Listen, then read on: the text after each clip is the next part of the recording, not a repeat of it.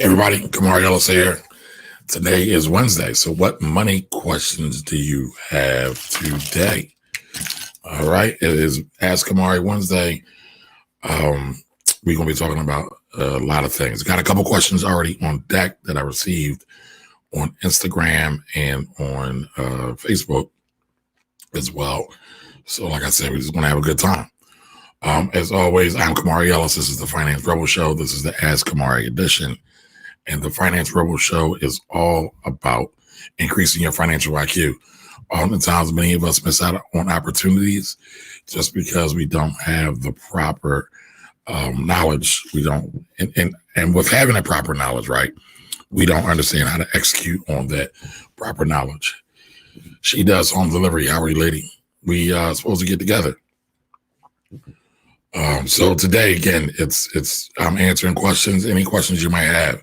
Questions about investments, coronavirus. I just covered that the other day. Questions about taxes. It is tax season. So everybody knows I'm with the shenanigans during tax season, right? I got jokes. And all memes. I got plenty of memes. I am Goddess Treasures. How are you?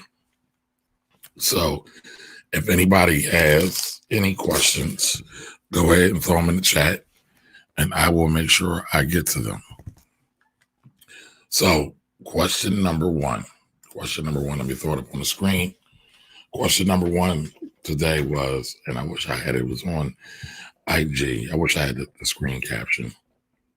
But the question was, what is the best way to maximize your tax refund? Basically, how can you put your tax refund to work so you can make some money off the tax refund? Oftentimes, many of us blow that tax refund. All right. But I want to back up and say this off the gate. All right. From jump. Getting a tax refund is really dumb. All right. Getting a tax refund is really dumb. I'm not saying the people that get tax refunds are dumb. I'm saying the idea of getting a tax refund is dumb. Why? Because Uncle Sam, the government, everybody's not so favorite uncle, lets them borrow money all year long with no interest. So basically, they borrowed your money all year long. You let them hold your money all year long at zero interest. And so since they get to hold your money all year long at zero interest, you get absolutely no benefit from that money. Now, obviously, you get the big refund at the end of the year. You know, the average refund is about $2,800. All right, cool. So it was a forced savings. But guess what? If you would have just saved that same amount of money in a bank account or a stock brokerage account or anything like that, you could have had way more money. So again, tax refunds, the idea of tax refunds are really, really, really dumb. So if you're smart, right, you work a 9 to 5, you have a W-4, you get what's called a W-4 at your employer. Change that around. So if you're getting a big refund, change your W-4 around so you're not letting Uncle Sam hold your money at the end of the year. Now, if you're not disciplined, this does not apply to you. I'm only talking to disciplined people right now. If you are not disciplined, if you get all that money back in your check and you want to take it right to the mall, or you're going to take it right to the bar, or if you're going to take it to the club, to a certain club where certain beautiful young ladies dance, then yeah, maybe it might be smarter for you to let Uncle Sam borrow your money all year long with no interest. But if you do have discipline, then this is for you. Adjust your W-4, do the calculations. If you need help with the calculations, reach out to me. But do the calculations, figure out how to lower increase your exemption, not even your exemptions as that's going, but to change your W-4 so you don't have so much money being saved by Uncle Sam or being borrowed or loaned to Uncle Sam, because it don't make sense to let Uncle Sam borrow your money. All right, so the question was, what is the best way to maximize your tax refund? Credit GPS, how are you, sir? Everybody go follow Credit GPS. This is a very, very, very credible guy who was doing a lot of work in the credit community. Okay, so we got another question. All right, Ms. Calzer, I will come back to you. So what is the best way to maximize your tax refund? So one of my favorite ways to maximize a tax refund is to invest it. I would say invest it in the stock market. It's easy, right? You don't have to do anything. You can do it from the comfort of your home. You can do it on your couch, at your desk, in your bed. If you got an iPad or a phone, I'm using my phone around for broadcast. But if you have any of those things, you can invest literally right from your home on your phone. I use an app called Cash App. You can invest, buy stocks with Cash App. You can buy Bitcoin with Cash App. I'm not talking about Bitcoin though, right? Scratch Bitcoin. You can buy stock with Cash App. You literally can take $1, right? You remember I said the average tax refund is roughly $2,800. So you can take $1 out of that $2,800 as an example. I hope you do more than $1, but you can take $1 out of that tax refund and you can buy a stock, any stock. You can buy Amazon. You can buy Starbucks. Many of y'all saw the other day, I got my first Starbucks dividend, a whole whopping 5 cents. That's right, ladies and gentlemen. My first dividend from Starbucks was 5 cents. But guess what? I only brought $10 worth of stock from Starbucks. So I'm doing this experiment with Cash App. I want to illustrate to everybody that you can buy. I'm going to continue to illustrate because I've already done it some, but I'm going to continue to illustrate to everybody that you can buy stock with $1. You can buy stocks with $5. You can buy stocks with 10, 20, 30, 40, 50, $60. You don't need a whole lot of money to invest in the stock market. The days of it being for the old rich white guy with the suit, the gray suit with the white shirt and the tie, those days are over. Now you can literally start buying stock with $1. So there's no excuses. The excuse days are over. Technology has eliminated all the excuses. And so you basically can start building your empire, your stock market empire, with $1. All right. So what I would do again with the tax refund, I would take that tax refund. Let's say it's the average of $2,800, and I would take $1,000 out of that tax refund, and I buy some stocks. I will buy some dividend stocks. What are dividend stocks? Dividend stocks are stocks that pay the owners, the investors, money, usually every quarter. And then from there, like I said, you get a check every quarter. So it's literally the gift that keeps on giving. I tell people a lot of times that even for birthdays and holidays, we waste so much money on nonsense, on gifts that our children will only use for like 3 days and it's gone. Well, take a little bit of that Christmas money and that holiday money, their birthday money, and buy them some stocks. Buy them some stocks. I think that's one of the best ways to increase wealth. So again, like I said, buy them some stocks, buy some dividend stocks. In my group, the Financial Rebel Academy, I've been talking more and more about some of my favorite dividend stocks. So if you're on Facebook, be sure to come over and join us in the Financial Rebel Academy.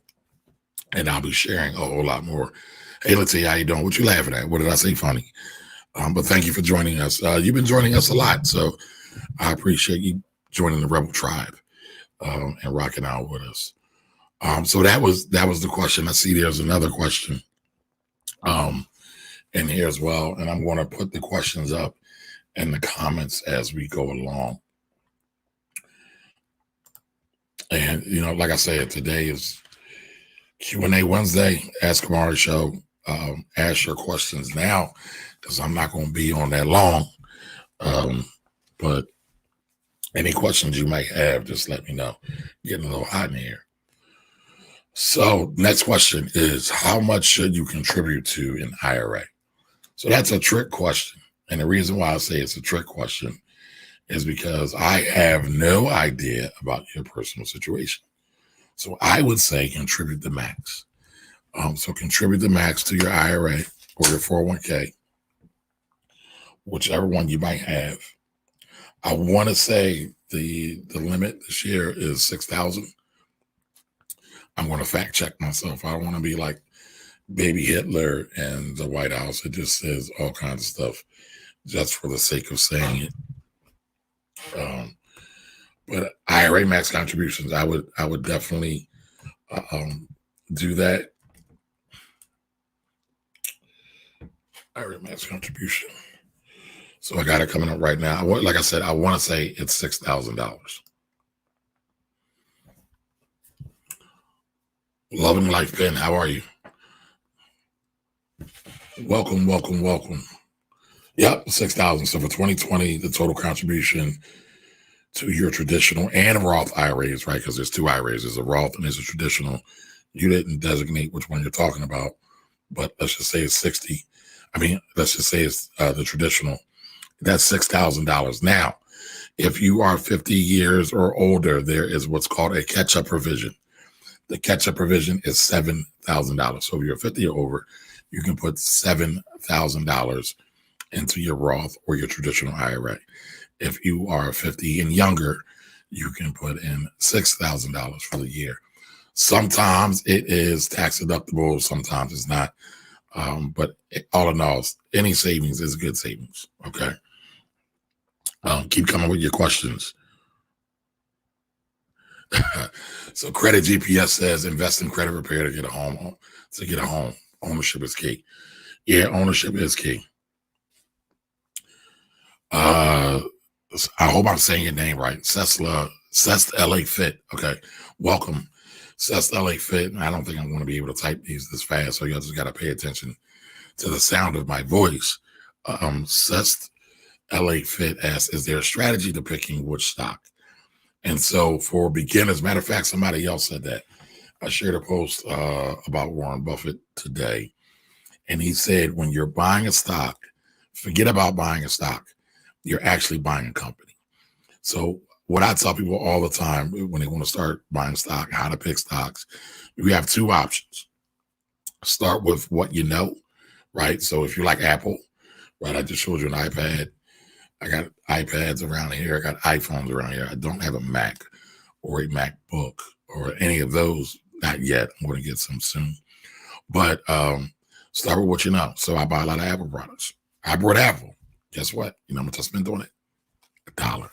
$1 on Apple. It was over $300. It might have fell with all the Corona scares that have been going on. But I would buy Apple. If you like Nikes, right? Listen, if you have a pair of Jordans and you don't own one share of Nike stock, you hustling backwards. All right. Pair of Jordans around anywhere from like 175 to 250. Nike stock right now is $93. The Jordans, unless you are a sneakerhead and you're hustling those sneaks on like StockX and all of that, you're never going to make any money off of the sneakers. But you'll make money off of the stock. So if you own a pair of Jordans, buy a couple shares of Nike, buy at least one share of Nike, right? But again, if you like Nike, if you like Jordans, if you like the Air Maxes or the Air Force Ones or any of their other brands of the Nike, buy some Nike stock. Nike is a wonderful marketer. They know how to make money. You might see, the stocks fluctuate just like any stock. You will see it will fluctuate. But again, they are an established brand, so they're not going anywhere anytime soon. All right. Okay. Credit GPS says my daughter has a stock portfolio and she is 5. All right. What she got in that stock portfolio? Can you speak on capital gains tax from stocks and trading? Yes. Capital gains tax is crazy. So what is capital gains tax? Capital gains tax is anytime you sell a capital asset, right? Home or real estate, plant, property, and equipment. That's an accounting term, so scratch that. Stocks, business, stock options, things like that. And you make money, a capital gain or a capital loss. On the capital gain, you have to pay taxes on it. On the capital loss, you get to write that down against your income. There's different instances for different situations. For example, businesses can have capital gains, so can individuals. All right. But let's stay with stocks. Let's say you have a loss, right? Let's stick with capital losses right now. So if it's capital losses for your stocks and you were a trader or long term, you only get the write-off $2,500 a year, up to $2,500 a year. But let's say you say, Kamari, well, I lost more than $5,000. All right. So you get to do what's called a loss carry forward. And so let's say you've lost 5 grand in the market. You get to write off the $2,500 in the first year, and then in the next year or the following year, you get to write off the additional $2,500. Sometimes it can be even more than that, so you have to stretch it out over years and years. Band up, how are you? Thank you for joining. So that's one thing. Comedic knowledge. Comedic knowledge is in the building. What did I do? I did something wrong. I flipped it, and I don't know how I flipped it. What did I do? What's up, Eric? There we go. It's still wrong. There we go. So anytime, again, capital loss, capital gain. Miss Tam, how are you? Anytime you have a capital loss or capital gain, you have to do it. Now, there's a difference between short-term capital gains and long-term capital gains. All right. Short-term capital gains. What's a short-term gain? Short-term gain is anything that is a year or less. So let's say you brought, I don't know, somebody throw a stock out at me. Let me, I don't know, Microsoft. You bought and sold Microsoft a couple times in a year. You made some money on it. You got to pay money on it. You have to pay what's considered a short-term capital gain on that. Capital, your normal tax rate. Tax code, everybody, the tax code favors people who are in business, people who are investors, especially from a long-term perspective, right? So when you think about taxes, the government likes to incentivize people to do things that are helpful to the economy. All right, so I'm going somewhere with this. All right, so they want to incentivize people to do things that are helpful, beneficial to the United States economy. So holding stocks or buying and selling stocks in the short run isn't really necessarily beneficial in the short run to the United States economy. But in the long run, it's definitely beneficial to the economy. And it's very, very helpful. It incentivizes savings as well. So on long-term capital gains, the tax rate is a lot lower. Sometimes it's zero, but it all depends. But again, it's going to depend on what tax bracket you're in and all of that. I just saw somebody's tax return, and they didn't really make any money, but they had some capital gains, and so they didn't want making any money. And they didn't want to pay any taxes on it. That's why I said that. But most times, you're going to have to pay tax on your capital gains when it's all said and done. All right. Let me see if I have any more questions. Uncle Bress, how are you, sir?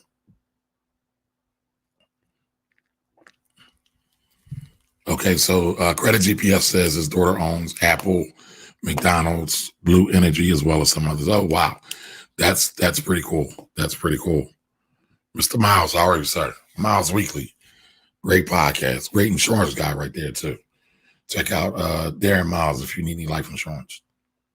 So I'm going to look at the questions on Facebook right now. All right. So good evening. How you doing, Rhonda Cox? Thank you for joining us. So what is a good way to purchase stocks? I just said that. Y'all ain't listening. I can't follow. Right? My iPad. Right? Your phone. Your laptop. You can use an app called Cash App to buy them. I've got several videos. If anybody is following my YouTube channel, it's just youtube.com/Kamari Ellis, CAMARIELLIS. But I've got a bunch of stuff on the beginner investor. You can do that. You can do Robinhood. I'll post some of those videos on my Facebook feed later on once we get done, so we can talk about that. But that's, a great way to purchase stock. Another way to purchase stock that a lot of people kind of sleep on, if you are a 9-to-5 person, you work at a job, and your job is a publicly traded company, many times they have employee stock programs.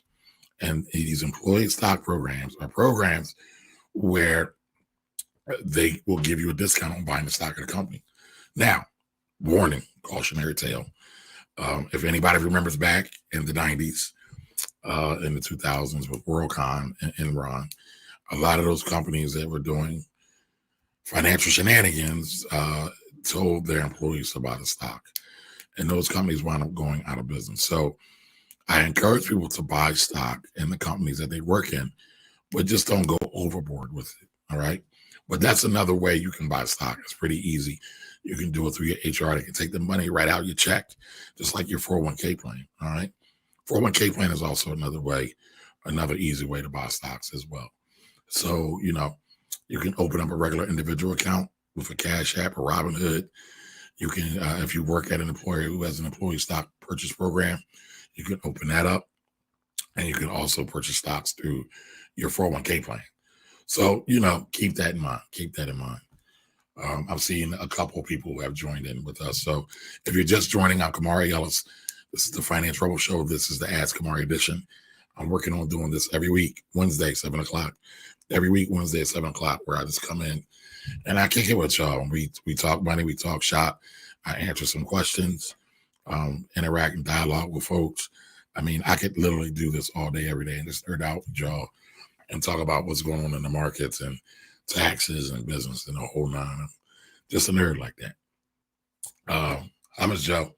How are you? So I hope I answered that question well. Let's see. Latia Parker says, I want to purchase a home, but paying all that interest stressing me out. Paying all what interest? You talking about the mortgage interest when you buy the home? There's a way around that. There's a couple ways around it, right? But let's say you buy a home, and let's say you do the whole traditional thing. You get a 30-year mortgage. You get a 30-year fixed mortgage rate. All right. I'm not the mortgage guy, but a lot of my clients, a large portion of my clients are real estate investors, owners, and developers. So, and I've used to manage property a while back. So I'm pretty versed on real estate, even though everybody knows I love real estate.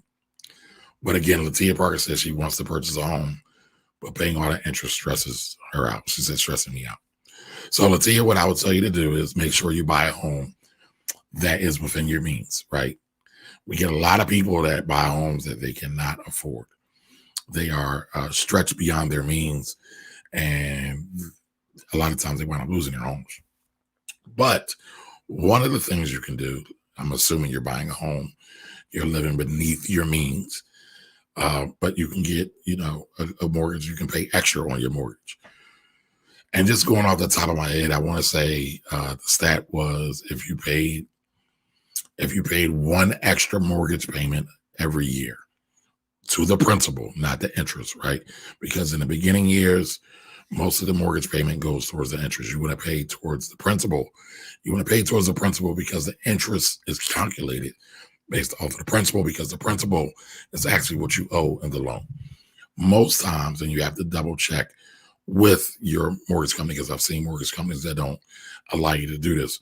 But if you make it at least one extra payment a year, one full mortgage payment paid to the principal amount, that will reduce your 30-year mortgage usually by 8 years. So that's a lot. So just imagine if, I don't know, you got $1,000 a month mortgage. So that's $12,000 a year. And let's say you take, I don't know, if you got an extra $500 every month to put on that mortgage to the principal, that's an extra $6,000 you just paid down on that mortgage in that first year. So just imagine how fast you could literally pay that off. And I mean, I know a lot of people who waste their money, that trick their money away, and doing a lot of frivolous, foolish things. No judgment, by the way. I'm just saying that, all these Jordan purchases and all this drip people be buying could go towards paying down some homes or buying some property or buying some stock. But, it's not uncommon for people to have an extra $500 a month and still be comfortable. But listen, that's a hypothetical. That's just an example. Everybody has to do what's in their best interest. All right. Wait a minute. I'm skipping around.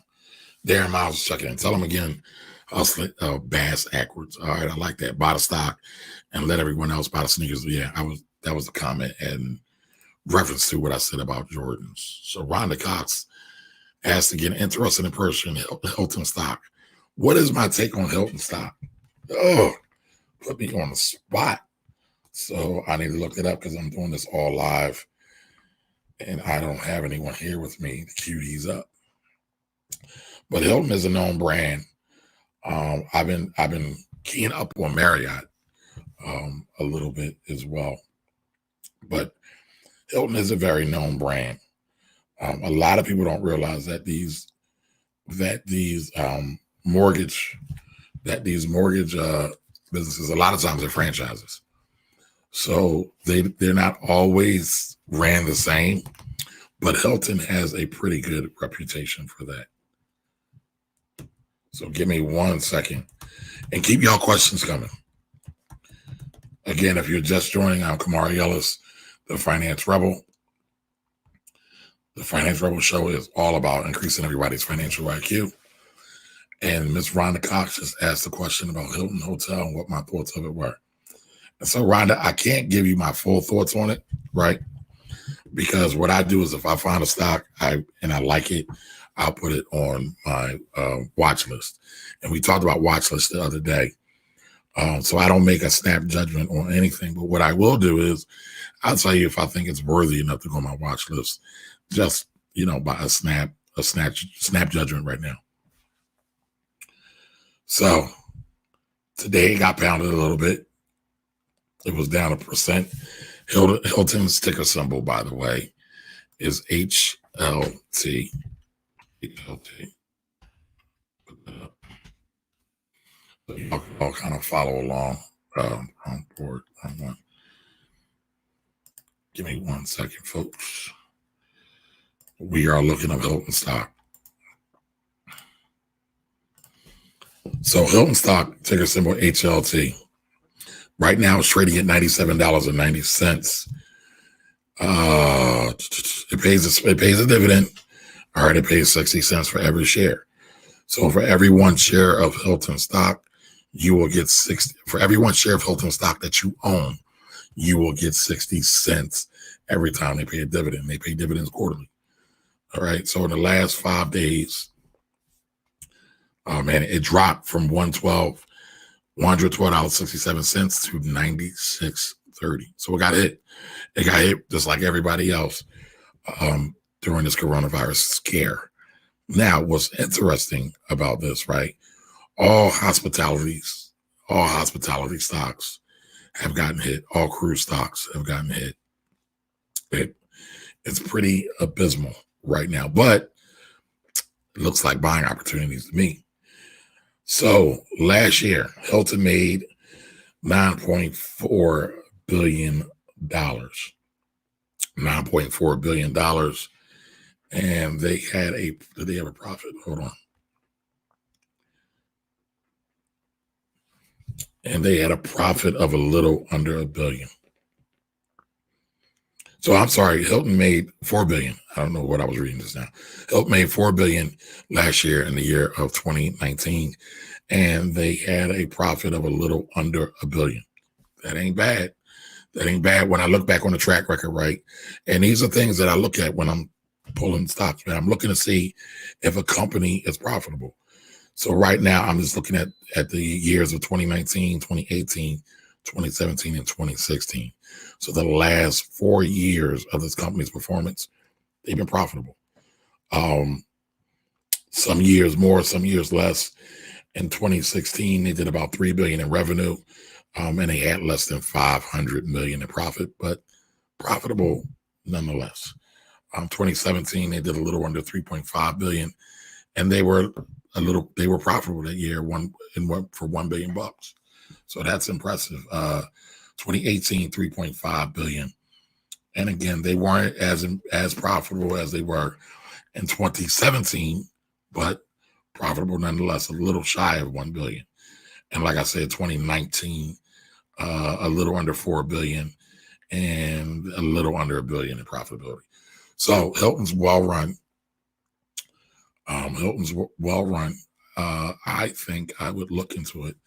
I would put it on my watch list, but I was just looking at the income statement, right? So the income statement is just a tally of how much a company made and how much a company lost, right, within a year's time. Now I'm looking at the balance sheet. The balance sheet takes a picture, and sorry for shooting y'all all this accounting lingo, but if y'all gonna be really serious about your money, you best learn accounting, because accounting is the business of money. Accounting is the language of business. All right, accounting is the language of business, and if you're serious about business, you'll learn accounting. You don't have to be a CPA, but you should understand some general terms. What's a debit and a credit? It's not the same thing that it is in the bank. It's reversed. All right. What is revenue? What is sales? What is profit? What is a loss? Okay. Those are things you should be looking up. You should be learning. So going back to Hilton, we're still talking about Hilton. So going back to Hilton, Hilton had $538 million in cash. Total assets of $2 billion. Excuse me. Total assets of $15 billion. Total liabilities. Total liabilities of $15.4 billion. So interesting. But see, Hilton is going to be a very interesting case because they own a lot of real estate. So anytime you own a lot of real estate, you want to have various loans and things like that. Plus, they have to set up the kitchens. Those are expensive. It's a very capital intensive business. Basically means you need a lot of money to run hotels. That's what that means. All right. Hello, everybody just joining. Give me a second. I'm getting to your questions. Keep them coming though. So she does it home deliveries. So now is time to buy. So now is a good time to buy. Yes, I believe now is a good time to buy in the stock market. But I think there's always a good time to buy in the stock market. Just like there's always a good time to buy in real estate. That doesn't mean you can pick any and everything. I mean, just like a relationship, right?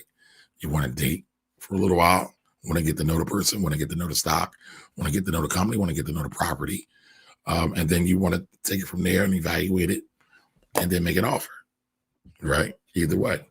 The principles are still the same. I know a lot of people are afraid. Hey, Nicole, hey, Nubian Supremely. I know a lot of people are scared right now because of what's going on with the coronavirus. But again, a lot of people saw the video that I shared with Warren Buffett. And he said, a short-term blip like the coronavirus is not necessarily going to affect your stock portfolio 20, 30, 40 years from now, unless it becomes the zombie apocalypse. And if it becomes a zombie apocalypse, we ain't worried about stocks anyway, right? Gold's up, right? So I like to have fun with my gold bugs, people that love gold. Gold's up right now because of all this.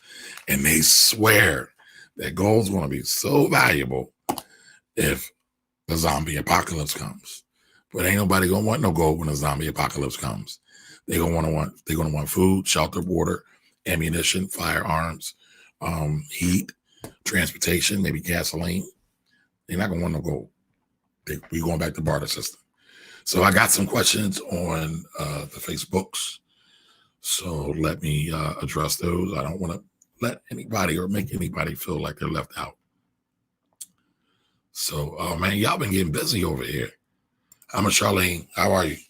Miss Charlene is always here with me. I appreciate you so much for joining the Rebel Tribe and hanging out with us. All right. Love and Life Pen said E-Trade. So I think she put that up in regards to the question about where to trade and where to start. E-Trade is good. E-Trade just got brought out $14 billion by Morgan Stanley. So that's going to be really interesting. Morgan Stanley is now looking to have a foothold in the retail investor market. That's going to be very interesting. So Bernie from WorldCom just died. Oh, man, I forgot what was his name. Not Bernie Madoff, but it was Bernie something. I can't think of what his name was. Wait, President Trump just pardoned Ivan. I can't do no politics right now. Everybody knows how I feel about politics. Oh, Michael Milken. You know what, though? I'll say this. Michael Milken got a raw deal back in the 80s. So I didn't have a problem with the Michael Milken pardon. All the other pardons were terrible. All of them. Hey, Just, hey, Vibe, how are y'all? Thank you for joining. Okay, Latia says she doesn't have any drip. Okay, so Miss Toya Coleman says, hello, can you tell us what the best way to set up your business? LLC or SCorp? Oh, man, y'all trying to take me there. Why do you need an LLC? Why do you need an SCorp? Listen, there's a lot of, I'm going to be nice. So there's a lot of people out here who are promoting LLCs, who are promoting SCorps. It really depends on what you need, right? There are no cookie cutter solutions. So Credit GPS was on. That's actually Trey Snatch. Shout out to him. He interviewed me a couple weeks ago on IG Live because he does Mindset Monday. So check him out on IG, Trey Snatch on IG. But he says all the advisors and folks always say it depends. And he was trying to push me, right? Because I always say it depends. And I'm not doing that to be a smart ass or to be I don't know. What's that? I can't think of the word. I'm not doing it to be funny, right? I'm doing it because it really depends, right? There's roughly 14 people on my Facebook Live. I think there's a couple people on YouTube. My IG is fluctuating between 5 and 10. So at any point, I have anywhere from 5 to, let's say, 30-ish people on a line. Each one of those people are different. Each one of those people have different situations.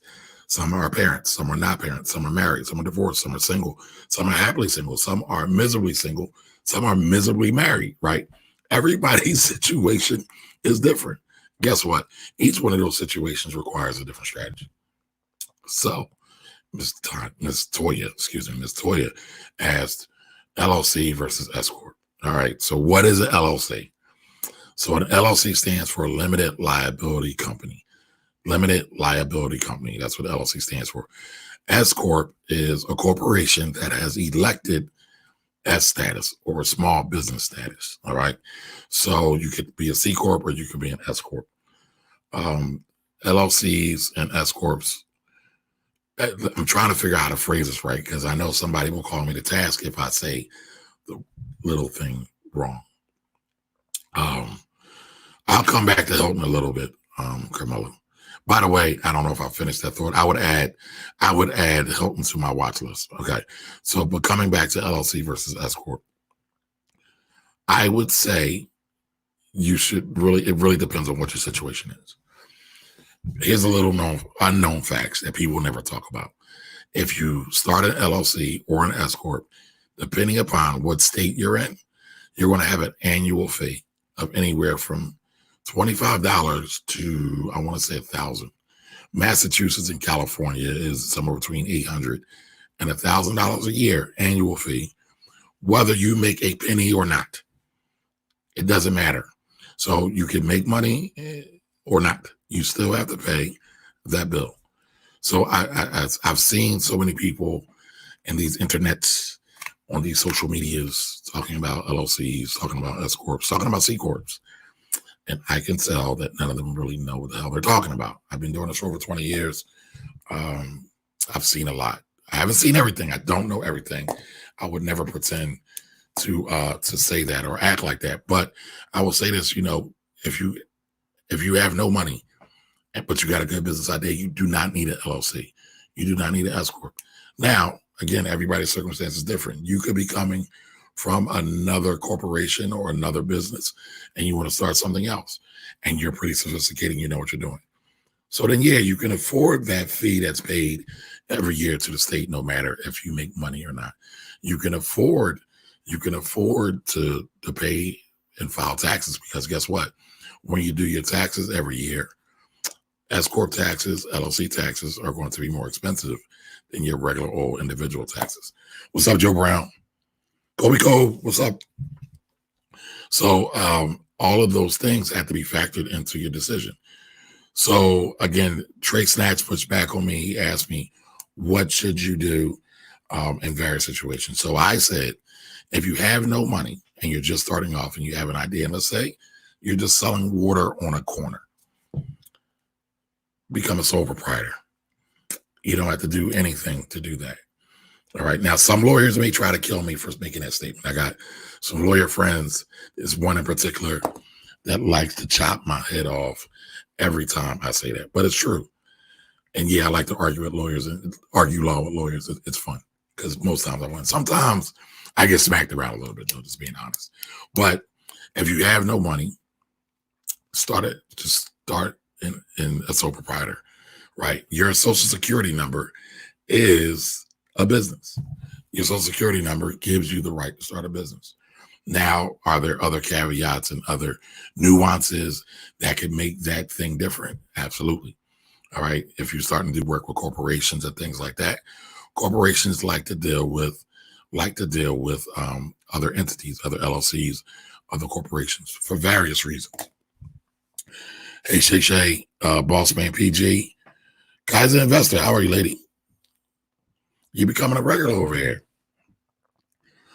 So, again, LLC versus SCorp, it really depends.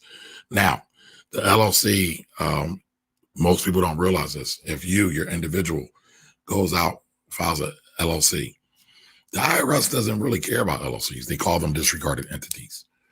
So they treat you like you are a regular person that files a Schedule C. Bossman PG just put that in there. He is absolutely right. Now, you can elect to be treated tax-wise as a corporation. Again, it's going to cost you more money. I don't want to belabor this and kill everybody with the technicals because I don't want nobody going to sleep on me. But again, it really depends. But I'll say this. So as an individual LLC, you have to file that as a regular person on your taxes if you are considered a disregarded entity. Big fancy name, just saying you're a sole proprietor, right? LLCs are treated like sole proprietors when it's owned by one member or one member LLCs. If you have some partners, you didn't have to do a partnership return. Again, I'm going to spare y'all all the technicals. All right. SCorp status. SCorp status, it's a little bit more tricky. It's a little bit more work. You have to keep minutes, annual minutes. A lot of the business owners I run into, have a hard time just doing their books, let alone keeping meeting minutes. So it becomes tedious. Again, you didn't give me a whole lot of particulars, or maybe you did in the lower comments. But again, there's a lot of things you got to think about when you make these designations. Some are good, some are bad. The biggest change, and I'll move on from this here. The biggest change for LLC versus SCorp. With an SCorp, you should be profitable because you should be paying yourself a salary. All right. And that will help you save a little bit of money on taxes because sole proprietors and LLC people that are just single member LLCs have this funky little tax called the SE tax, or the self-employment tax. Self-employment tax is roughly 15.3%. All right. So for every dollar you make, you have to pay the IRS 15.3% of your business income when you are an LLC, solo member LLC. That tax can be pretty hefty. And so if you're up in the 100,000-ish range, again, just going blind, it might, and you're doing that consistently, 100,000 range, doing that consistently, it might make sense to become an SCorp or change your status. All right. So it really depends on what kind of business you have. It really depends. I see people make incorrect entity changes or entity selections or business structure selections all the time, and it comes back to haunt them and bite them in the ass. So you definitely don't want that. All right. So Camilla Jean asked, what did I say about Hilton? I said Hilton makes good money. They've been profitable for over the last 4 or 5 years. I would add them onto my watch list. That question was asked a little bit earlier.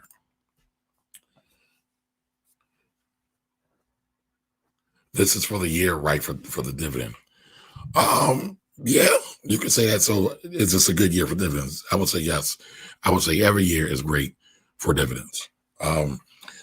Everybody talks about passive income. The best passive income there is dividends, stock dividends. It takes a little bit longer than some of the other forms, real estate and other things, to get to a mass amount of money. But once you get it, you got it, and you're golden. So I would really, I know what I'm doing. I'm buying dividend stocks, and I'm doing it as an experiment to show people you can buy stocks and you can start generating passive income. right? I bought $10 of Starbucks and it generated a nickel for me, a whole nickel. But guess what? That's a nickel more than I had. And I go to Starbucks anyway, so I might as well spend money at a place that I invest in, or let me say that in reverse. I might as well invest in a place where I spend my money at all the time. All right. So, okay. Let me see. Ms. Toya asked what are tax advantages. I think I kind of covered that. Tax advantages for LLC versus S-Corp. I'll just say this again, just recap it. There are no tax advantages for an LLC versus a sole proprietor, right? Which are getting labeled as, with the IRS anyway. I've seen people say that you get more tax benefits as an LLC than as a regular sole proprietor. That's an absolute lie. People that say that are total idiots. Yeah, I said it. I'm not taking it back. I mean it. It's not true. There are some differences with S-Corps and LLCs. Ms. Toya, let's sit down and let's talk about that. I can help guide you through that. So just hit me up on DM or send me a text, and we definitely can talk about that a little bit more. Usually I have people just text me. I'm a texter. So text me 484-278-1357, 484-278-1357. One day I'll have like a live call on show or something, and I'll be able to do this, and I'll answer deeper questions on the line with people going back and forth. But hashtag AskCamari if you want to ask me a question when you send me a text. All right, nothing crazy, people. Nothing crazy. No donations. I'm giving of myself. So just ask financial questions, tax, stocks. That's it. I get some weird questions sometimes. Well, they're not even questions, right? They're sometimes they're propositions. All right. Marriott looks good too. If you're talking hospitality. Yeah, I just said that there. I'm looking at Marriott. It's not quite on my watch list yet, but I'm getting there. But that's included in their assets. I think Carmela is talking about my reference about Hilton and their real estate. So yes, I was talking about property. I was talking about the balance sheet. Yes, it is. The property is listed also in their assets, but the mortgage that helped get you the money to buy that piece of property is listed as a liability. All right, so never forget that. During the Great Depression, the price of cars sold for the same price of bread. Really? I didn't know that. During the Great Depression, the price of a car sold for the same amount as the price of bread. I need to look that up. That's very, very interesting. So Gabby Ashford says, buy stock of a company that sells face masks. Yeah, I've been getting a lot of people that say that. I know face masks are sold out at Home Depot. They're sold out at Lowe's. So not only can you potentially look at buying a stock from a place that I can't think of one. Let me try to look one up. You can buy the stock of a company that sells face masks because of this corona outbreak. You got to be careful about that, and I'll talk about that in a minute too. You could also buy the places that retail them. Oh, CVS is also out of stock in a lot of places too. So this is something a lot of people have been doing. I'm seeing face masks online. I just Googled it for $95. Now they're not your typical ones you wear in a hospital, but it's crazy. A lot of people are buying face masks on Alibaba too. So I can't find any real quick right now, but I would agree. But here's the thing: sometimes a company will look good because of a temporary outbreak. I'm gonna say this again. Sometimes a company will look good because of a temporary outbreak. However, once that outbreak is over, they're back to usual and they're not that special anymore. So you got to be able to look at a company across multiple scenarios, multiple situations. If you ever pay attention to hurricane season, right? We have hurricane season all the time. Some of the stocks tend to dip and fall around that time.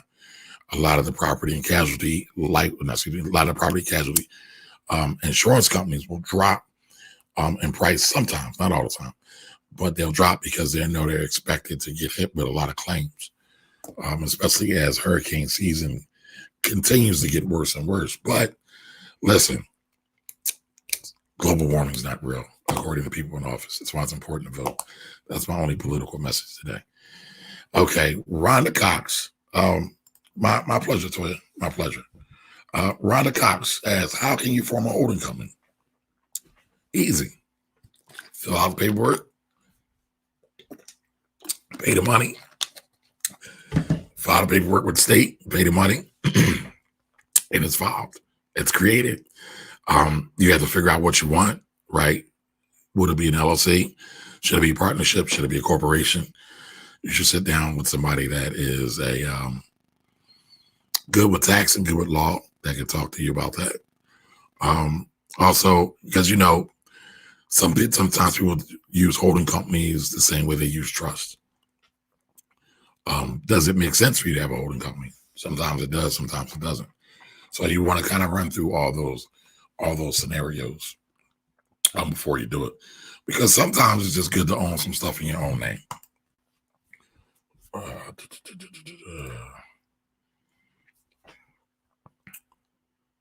Yeah, right. But that's only good for the short term, possibly not really for long term. That is correct. That is correct. See, Carmela, you be in my aid. You be in my aid. So I got some more questions over on IG. So Nicole, thank you for this question, Nicole. Should you invest in a company that makes you asked the same question. Should you invest in a company that makes the face mask to make a play on corona stocks or coronavirus, excuse me. I'm thinking about the beer. So here's the thing, and I just want to make sure you have investors and you have traders. I usually don't talk to traders. Traders are usually a year or less. Traders are the people that are subject to the short-term capital gains, right? That says more. Short-term is usually, right, a very small group of people who are trying to, well, in this current condition, who are trying to make money very quickly. That's not my aim here.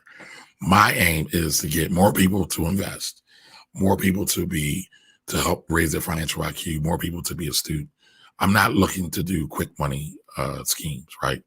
So some people, and there's nothing wrong with trading, just for the record, but I just want people to know where I'm coming from. Those things, again, like the face mask, we just talked about it. It's short-term in nature. So while I might see it, right, as I'm looking through different situations and scenarios that are coming through, I am developing what I call my investment thesis, right? Basically, what is driving this investment? I want to know about the company. I want to know how the company makes money.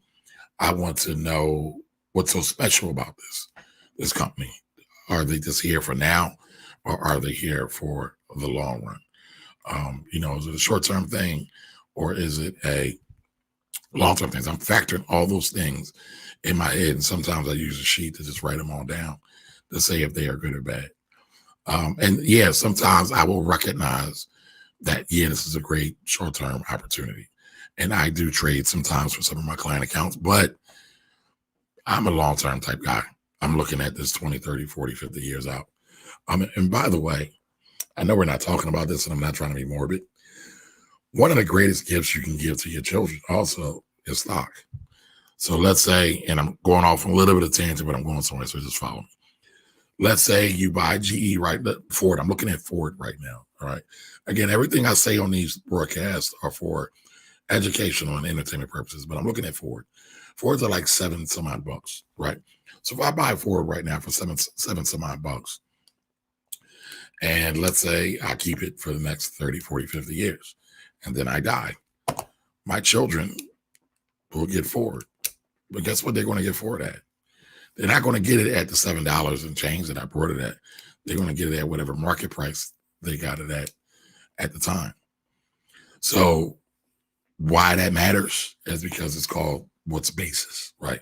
And basis is how you determine how much tax you pay on an investment. IG people My feed is about to die. I have 1 minute and 29 seconds, so I'll try to come right back on shortly. But basis, right? So let's say it's $80 at the time of my passing. It's $80. They get it. They say they brought it at $80. Now it could go up to $90. They're only paying tax on the amount from $80 to $90. They're not paying from the $7 and change that I originally brought it at, and they went up to 80. They're buying from 80. They're paying from 80 to 90. They're paying 10. They're paying tax on that $10 that they made. So that's a really cool thing. Same thing happens in real estate though. It's called step up in basis. So that is something we all can think about. Let me see. If anybody has any questions that I missed over here, feel free to come back on. She does home delivery, says, I have a real estate question. Is it worth getting your license? Been hearing lots of pros and cons. So I guess you're talking about your real estate license.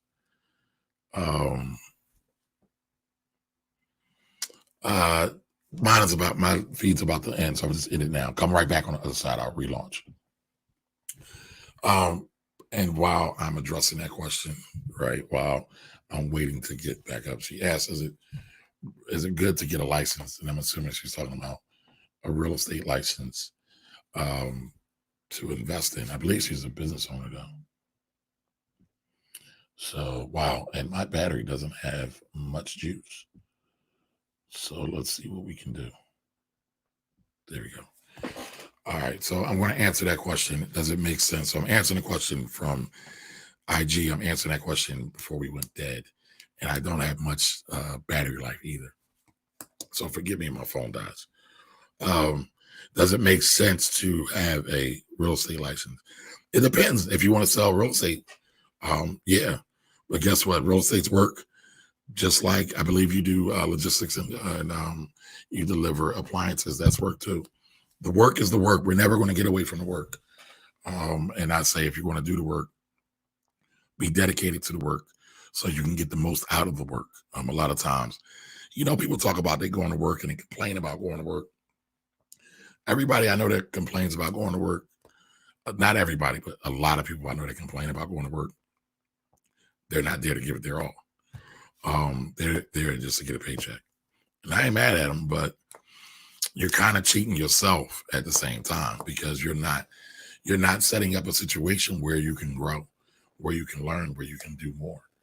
And so, if you're looking to get the real estate license just kind of as a cheat code, then I would say, no, don't get it. I would say focus on your business, figure out how to grow your business as much as possible.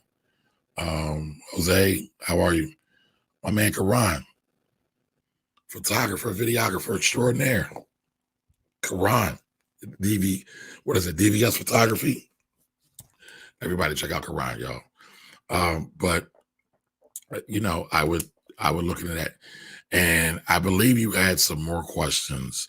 She does home deliveries. So by the way, she does home deliveries, delivers like appliances to the home. She has her own business. And I've seen some of her videos where she's literally lugging around big old refrigerators, and she doesn't look like she's too hefty. She looks like she's pretty slender.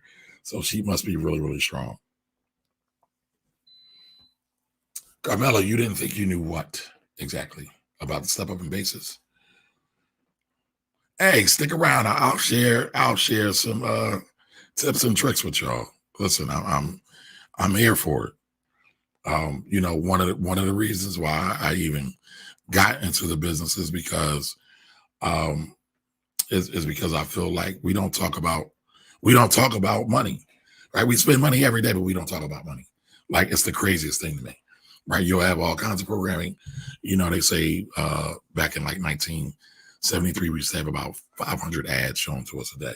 Today it's over 5,000 ads. So you got over 5,000 attempts to raid your wallet, but we don't have that same level of financial education opportunities. But that's what people want. So, even when I had a radio show years ago, people enjoyed it. But that station doesn't have a show dedicated to finances.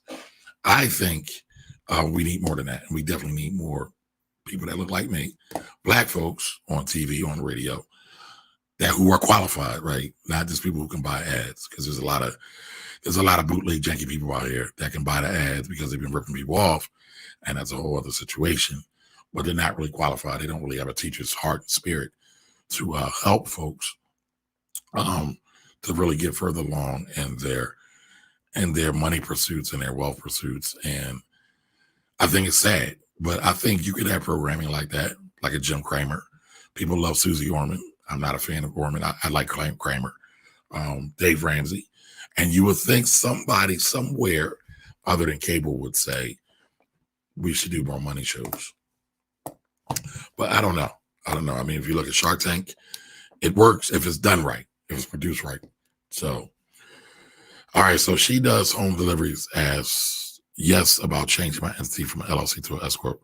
Will there be a penalty? No, there's no penalty. You have to fill out a form. Whoever is your accountant or your tax person should be able to help guide you to do that. But no, there's no penalty. And if you are going to go to SCorp, put yourself on payroll, put yourself on salary, take a salary. If you do not take a salary and you are an SCorp, you are opening yourself up to potential audit situation. Or if you are audited, it will be a lot bad or worse for you than what it would be. So just keep that in mind. Keep that in mind. All right. Any other questions? We've been rocking for about an hour, ladies and gentlemen. So again, if you're just joining us, you are watching the Finance Rebel Show. This is our Wednesday AskCamari segment where we just get on here and I answer your questions. Jackson, how are you? So again, if you have any questions, any thoughts, any concerns, chime in. Let your voice be heard. I like to talk to everybody. So I'll see we still have a few on. Hey, AC, how are you? Let me make sure I went through and I answered all the questions. I answered all the questions that were asked of me. Again, if anybody has anything, I mean, we saw the coronavirus struck hard again yesterday. Anybody see what happened in the market today? I know a lot of us are worried.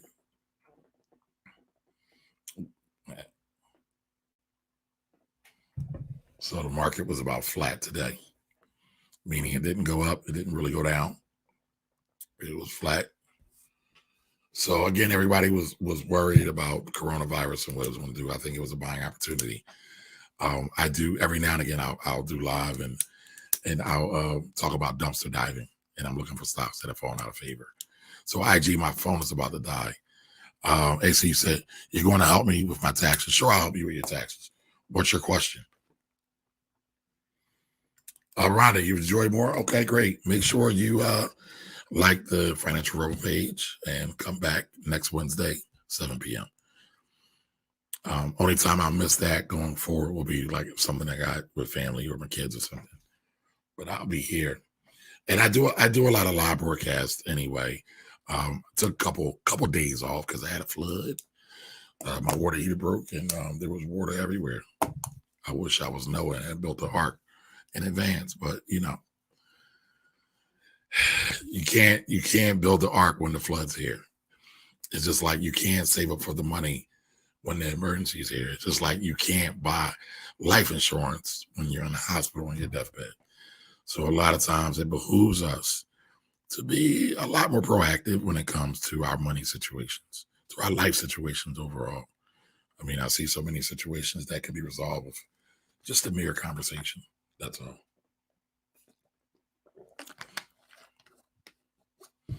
Okay, AC, are you in school?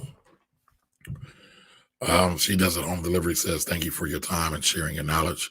I learned so much this season. Great. Feel free to shoot me any questions. So I've been doing AskCamari for years. It was actually the first thing that I started doing online, but I kind of got away from it. And then I wouldn't lose track. I would lose track. Phone died. I would lose track of the questions. So I said, all right, I'll put them all in one place now, and then I'll just answer them all on Wednesday. I'm trying to be efficient like that. But It looks like we had a good run. Everybody, I would ask, follow me on YouTube, like my page, or subscribe to me on YouTube. I'm trying to grow my YouTube channel. Like my page on Facebook. It's Kamari Ellis, the Finance Rebel. On YouTube, it's just Kamari Ellis. And let me put that out there. So, my YouTube page.